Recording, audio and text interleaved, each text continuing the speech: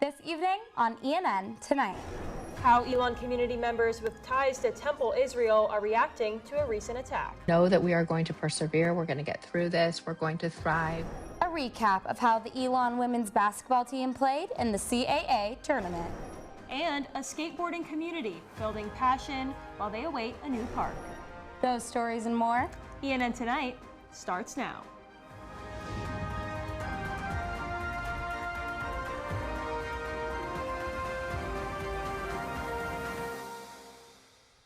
Good evening, and thank you for joining us for ENN Tonight. I'm Charlotte Pfabe. And I'm Alice Morrissey. Let's dive right into this week's top stories. Authorities say a man rammed a pickup truck into Temple Israel in Detroit, Michigan Thursday afternoon, forcing his way through the front doors. ENN's Anjolina Fantaroni has more on how Elon community members with ties to the temple are reacting to the attack.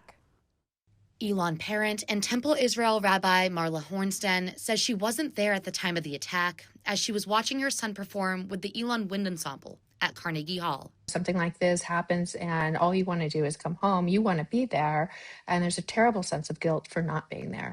Investigators say the driver drove through the building and down a hallway with a truck loaded with fireworks. He died of a self-inflicted gunshot wound. The FBI says the incident appears to be a targeted act of violence against the Jewish community. Rabbi Hornstein says it is natural for students to feel shaken up after the attack. I think it's also really important for you to know that you don't have to do this alone. There are wonderful services out there, people who can help you. The day after the attack, the Shenandoah Country Club in West Bloomfield, Michigan, hosted Temple Israel's Shabbat service. The country club was also a safe haven for children during the attack. This is something we've planned for a very long time. Anti-Semitism is not new, unfortunately. We had incredible security in place. Elon Jr., Aiden Fishkind, attended Temple Israel for 18 years. They say this is not the first time the Jewish community has experienced anti-Semitism. It's like everybody always says, it's never going to happen to me. We live in a safe space. Things might happen in other places, but it's not going to happen here. But this is hardly the first time that I've been through something like this. Rabbi Hornstein says everybody wants to help, especially the Elon community. Take care of your friends, build a strong Jewish community there at Elon, celebrate being Jewish, know that we are going to persevere, we're going to get through this, we're going to thrive, we're going to celebrate the joy of being Jewish. Rabbi Hornstein says students can show up to Elon's Hallel, even if they're not Jewish, to be there for others. Anjolina Fantaroni, ENN Tonight. Rabbi Hornstein says Temple Israel wants students to be strong and celebrate their Judaism. A former Southern Alamance High School teacher is facing 2 counts of felony indecent liberties with a student and 1 count of misdemeanor solicitation of prostitution. 53-year-old Nicholas Allen Anders was indicted March 4th for the charge of felony indecent liberties with a student, which court documents say happened in 2025 while he was a teacher. According to a warrant from the Grand Police Department, Anders was charged on June 4th. Elon News Network covered this case in June. In a statement made at the time to Elon News Network, Emily Lynn Adkins, a spokesperson for ABSS, told ENN that Anders had resigned from his position on May 30th. Elon News Network reached out to Anders' legal counsel for comment, but didn't get a response. According to court documents, all 3 of the charges involved different victims, and not all of the victims were students. Anders was an agriculture teacher at Southern Alamance High School and was first hired in 2005. Anders is scheduled to make his next court appearance on April 13th. The Alamance Burlington school system is redrawing its school boundaries for the 2026-27 school year to address overcrowding. ABSS has partnered with planning firm School Camp to come up with different plans for how the redistricting will work. Our Miles Hayford is live in studio to tell us more about it. Miles? Thanks, Alice. ABSS is running out of seats. Garrett Elementary, Southern Middle, and Williams High School are over capacity, and several others are nearing 100% capacity. To counteract this overcrowding, ABSS has proposed new maps to spread students more evenly across buildings. The district says that this will keep bus rides shorter and reduce class sizes. The rezoning process will also help plan ahead for the 13,000 new homes expected to be built in Alamance County by 2035, and the increase of 1,000 students in the next 5 years. The Board of Education listened to 2 proposals for elementary schools and 1 for middle schools last week. One proposal for elementary schools offered would move 820 students, while the other would move 50 less students. but affects the same number of schools. Either way, Garrett Elementary would be reduced by at least 400 students. If a student is assigned a new school, they cannot transfer until the following school year. The middle school rezoning plan would affect 620 students and would largely help reduce overcrowding at Southern Alamance Middle School. The school board will vote on the final maps March 23rd. Thanks, Miles, and families will be notified of any changes in April. St. Patrick's Day weekend in Elon appears to have gone smoothly, according to Town of Elon Police. Assistant Chief of the Town of Elon Police Department, Kedrick King, wrote in an email to Elon News Network that an initial review of activity logs, citations, and body camera footage shows that the weekend was fairly manageable. He stated that there were no arrests and no citations specifically for underage drinking, open container violations, or disorderly conduct. He wrote that it will be fully confirmed once all of the system data is downloaded and reports are finalized. Officers did notice crowding in the Oak Hill area, but stepped in early to address the growing gathering before it became a larger issue. In previous years, crowds there have reached 2,000 to 3,000 students, creating safety concerns like limited emergency access and alcohol-related medical calls. Police say those numbers were not seen this year, and overall, gatherings around the town were handled in a professional and respectful way. Today has been an eventful day for weather, and our Abby Gravely is here in the virtual studio to give you the recap. What does the rest of the evening look like, Abby? Thanks, Alice. We've been seeing some severe storms and wind today, which are continuing into this evening. About half an hour ago, the National Weather Service issued a severe thunderstorm warning, our second of the day. The alert warns of winds up to 60 miles an hour and includes Alamance, Guilford, and 8 other counties. The alert warns of danger until 6:15 this evening, so should be wrapping up pretty soon, but that rain and wind will continue throughout this evening and clear up in the early hours of the morning. Classes were canceled from 11 a.m. to 2 p.m. today due to a tornado watch. A watch means that conditions are right for a tornado to form, but no tornadoes were spotted in Alamance County, and the watch has been lifted. This string of storms is due to a cold front and heavy winds sweeping up the southeast. Starting yesterday evening, we saw a burst of thunderstorms and wind speeds averaging 20 miles per hour across the eastern Piedmont region. Alamance County has seen a little over half an inch of rain, and the rain and wind will continue for the next couple hours. This is what you see here behind me, but will taper off overnight, making way for what's looking to be a sunny Tuesday. I'll be back later with what the rest of the week will look like, but for now, back to you at the desk. Well, thanks for that update, Abby. We'll check back in with you later. And coming up, I'll be sitting down with the 2 candidates running for Student Government Association's Executive President position. You can cast your vote for all of the SGA positions on Phoenix Connect until 7 p.m. tomorrow.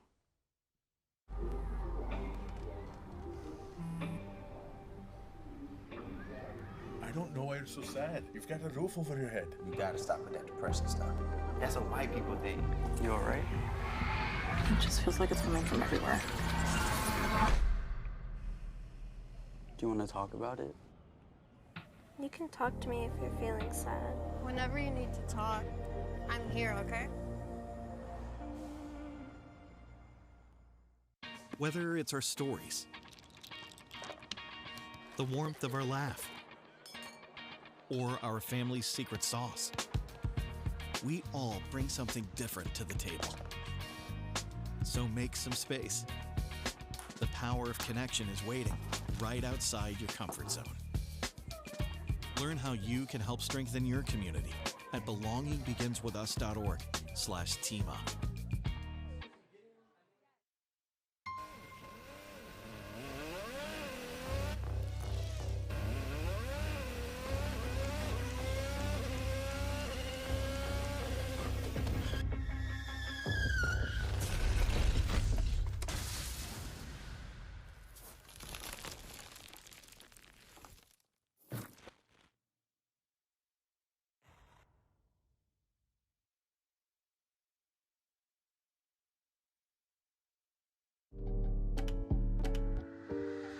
There's only one thing that will save somebody's life, and that is naloxone nasal spray. Get 911 on the phone, get the emergency responses there on their way.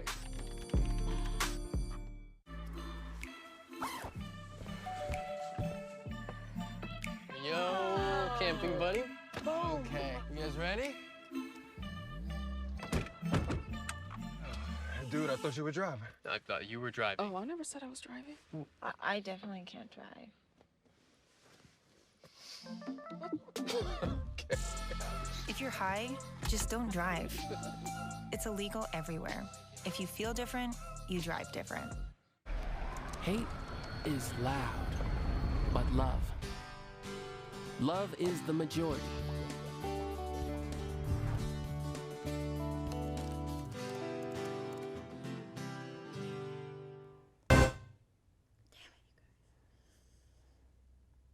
Student Government Association hosted their annual Executive Candidate Forum, giving the Elon community a chance to learn more about candidates running for Executive President and Vice President.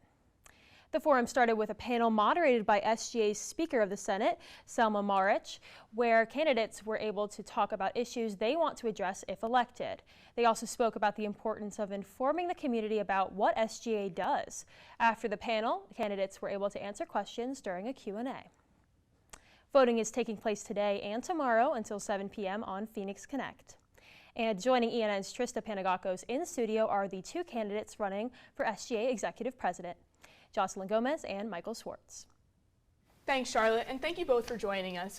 Firstly, current SGA Executive President Anya Braddock has used Anya's top 5 to keep the student body aware of events and offices around campus.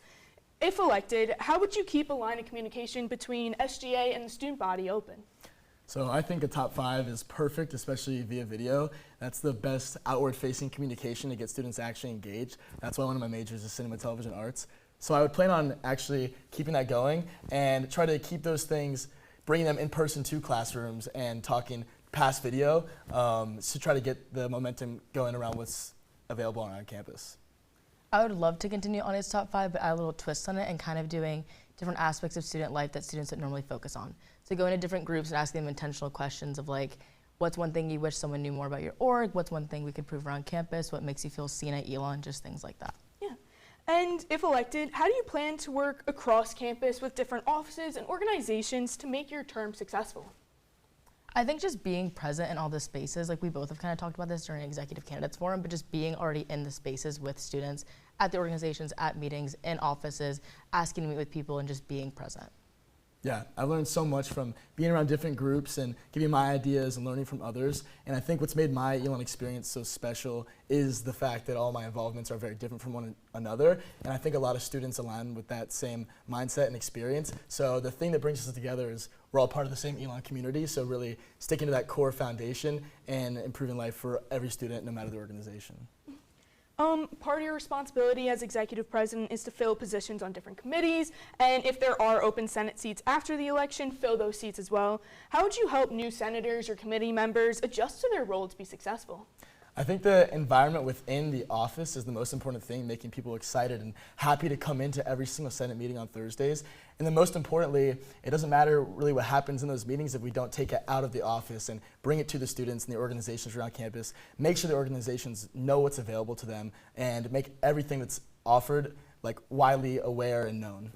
Yeah, additionally just being more present with all the spaces that are on campus when it comes to appointments specifically, like actually conducting interviews where they get to be in the Senate, actually meet people in the Senate and know parliamentary procedure, because it is kind of intimidating to come into our Senate and not knowing that you can't get up during voting, things like that. So kind of just having a clear line of communication through everything. Mm-hmm. And how might your previous experiences on SGA already help you in this position?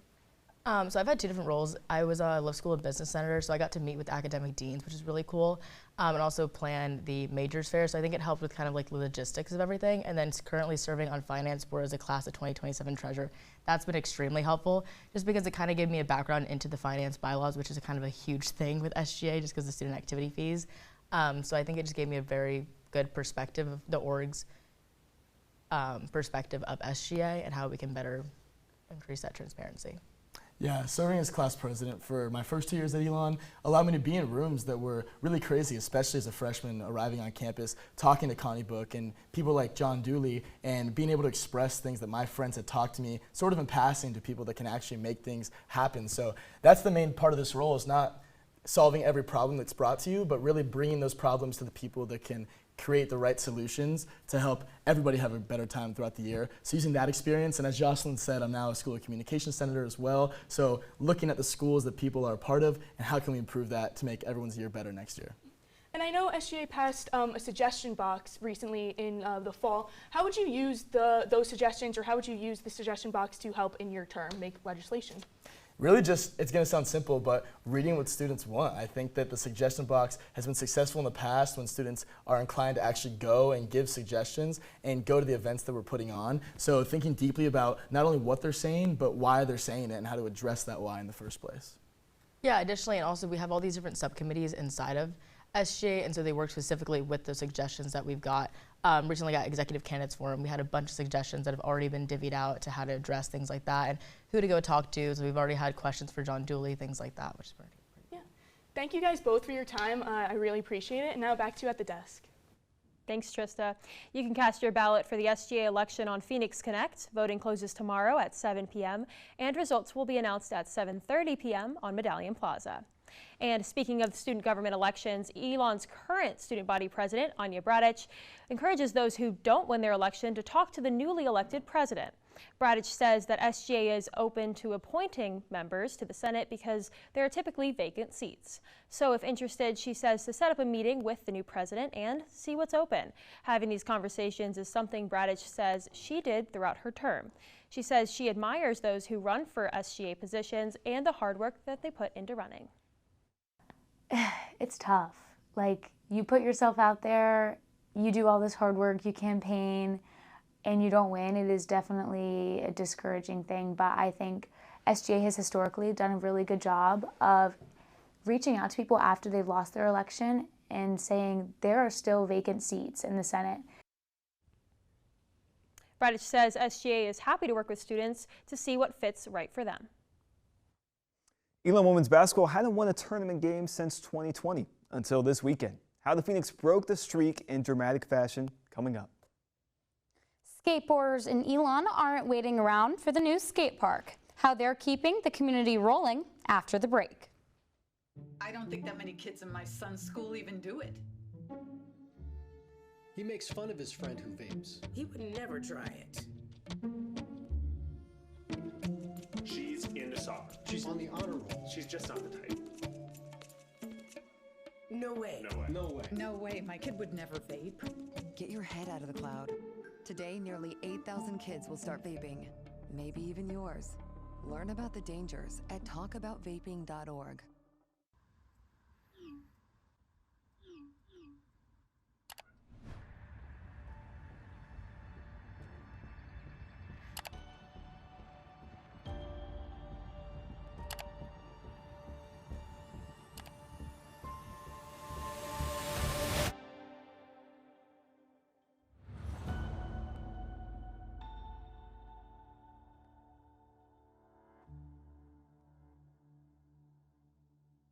Even more than I wanted a gold medal, I wanted a heart of gold, like the mentors who were my balance beams refusing to let me down, and the coaches who spoke out to anything out of bounds, heroes who never stood on podiums, but stood up for me. Every shot I made, give the assist to those who since my youth were referees, ready to blow the whistle and end abuse. I rescued Toast from a shelter in 2011. I love Toast because she's a lazy diva. Toast does whatever she wants, obviously. She's sleeping right now. She's an epic snuggler. She's so comforting. She's so loving. Toast makes me laugh. When I walked into the shelter, I knew right then that she was special.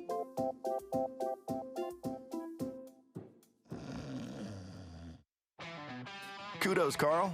You've always had a need for speed. Racing anything with wheels, speed reading novels in record time, yelling out 3, 2, 1 at every traffic light. But this time, you've taken your power obsession to the next level. By purchasing this electric vehicle, you've given yourself instant torque that blows your old launch times away, which will keep you saying, "Woo-wee," every time you punch the pedal. Good for your adrenaline, great for the planet. That's the power of EV.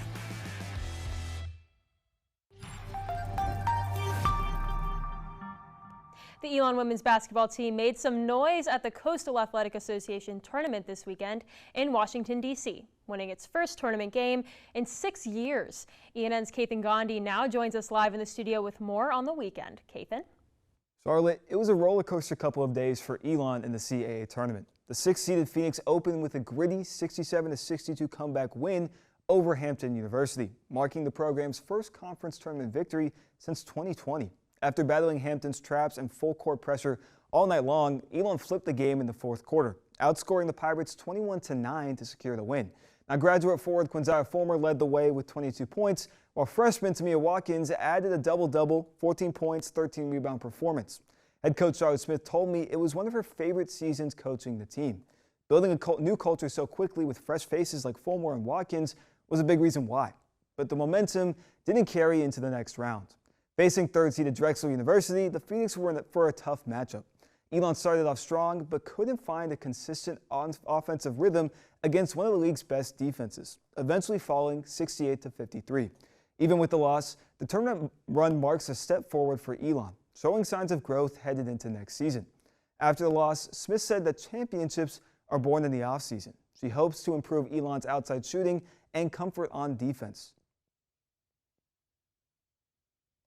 Ethan, I know the energy seemed pretty hot on the court, but what about outside? What was the stadium like?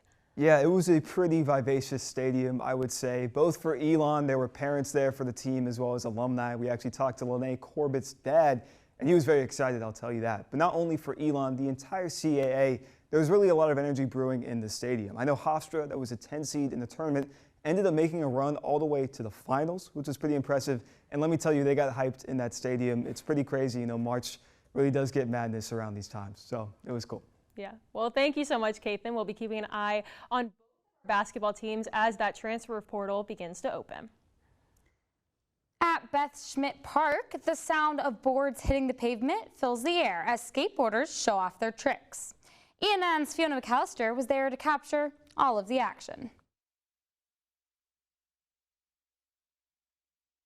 Skateboarders take to the pavement instead. Show that we have a community here and that we're trying to grow that community, especially with a skate park. And people of all ages share one thing here, their love for skateboarding. Oh gosh, I mean, to be honest with you, it's like art. There's just nothing like it. My favorite thing about skateboarding is that you can do it however you want to. And one piece of advice for new skateboarders. You can't quit. You can't quit. It's not something you can quit. Don't quit. Take it easy. Don't be scared. Try to have fun with it. Local skateboarder Paul Stansberry says skateboarding not only builds character, but it builds friendship too. My favorite part about skating is probably the people I've met. All of my closest friends I've met through skateboarding. Ingalls says that the new skate park is supposed to break ground this next year. Fiona McAllister, ENN Tonight. Ingalls says that the skate committee sets up these obstacles so that it gives skaters a place to practice and hang out.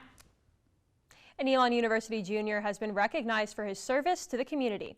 Gage Brinker, a volunteer at the Elon Fire Department, has been named EMT of the Year for his dedication to safety both on and off campus. Brinker has been an active member of the department for 3 years during his time as a student. Fire Department staff voted on this award along with 2 others, Rookie of the Year and Firefighter of the Year.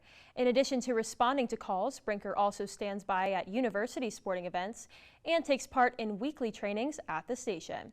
Fire Chief Landon Massey says that each year the Elon Fire Department presents these awards to recognize members who go above and beyond to represent their motto, a few serving many.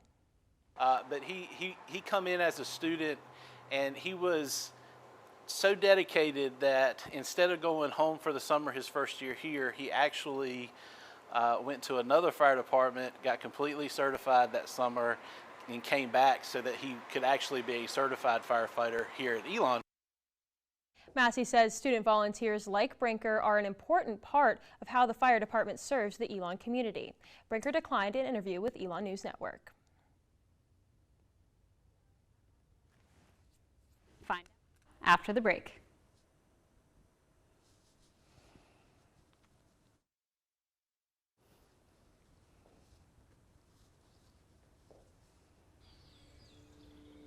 Hear that? Good. That's the sound of your life. Perfectly imperfect. But every time you drive after drinking, the music gets drowned out. Your life sounds pretty great. Don't let a buzz ruin it. Buzzed driving is drunk driving. Don't drive buzzed. In 4 days. There was an old woman who lived in a shoe. She had so many children. She didn't know what to do.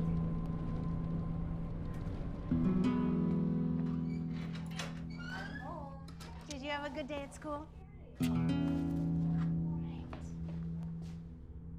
She gave them some broth without any bread.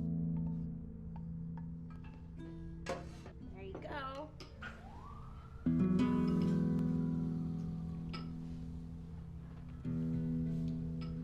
And kissed them all soundly. Night night. Good night. And put them to bed. Hunger is a story we can end. End it at feedingamerica.org. Women are bad with money. That's what the world's been saying for centuries. But now, we've got something to say. Save it. It's time to save ourselves by saving our money. Until we're no longer 80% more likely than men to live in poverty in retirement. Save it. The falsehoods, the feelings of fault. Then, the funds. Learn how to save for your retirement at wesaysaveit.org. I've always been told I gotta be strong. Thick skin, tough as nails. But to be everything for everybody, it wears on you. Black don't crack, they say. But it can. We all can. Reach out to a friend if you see them going through it. No matter who you are, being vulnerable is what makes us whole. Learn how to help at seizetheawkward.org.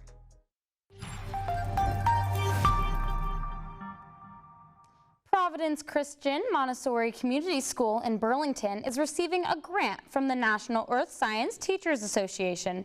The opportunity comes from a collaborative project with Elon University professor Evan Small and Kelsey Biddings and their students studying land use. Their proposal, titled Living Land Legacy, Habitat Restoration and Conservation at Providence Montessori, seeks to foster conservation efforts in responsible land use management on the school's campus. Providence says they are deeply grateful for the partnership and hope to continue building a more sustainable future. Small and Biddings declined an interview with ENN. Let's check back in with Abby Gravely in the virtual studio for this week's forecast. We had rain, we had sun, we had wind today, and everything in between. But will the sun be the one that comes out strong this week, Abby? Thanks, Charlotte. Starting off, Alamance County is still under a severe thunderstorm warning that was recently extended until 6:45 this evening. The National Weather Service urges everyone to seek shelter, ideally on the lowest floor of a building and away from windows until the storm passes.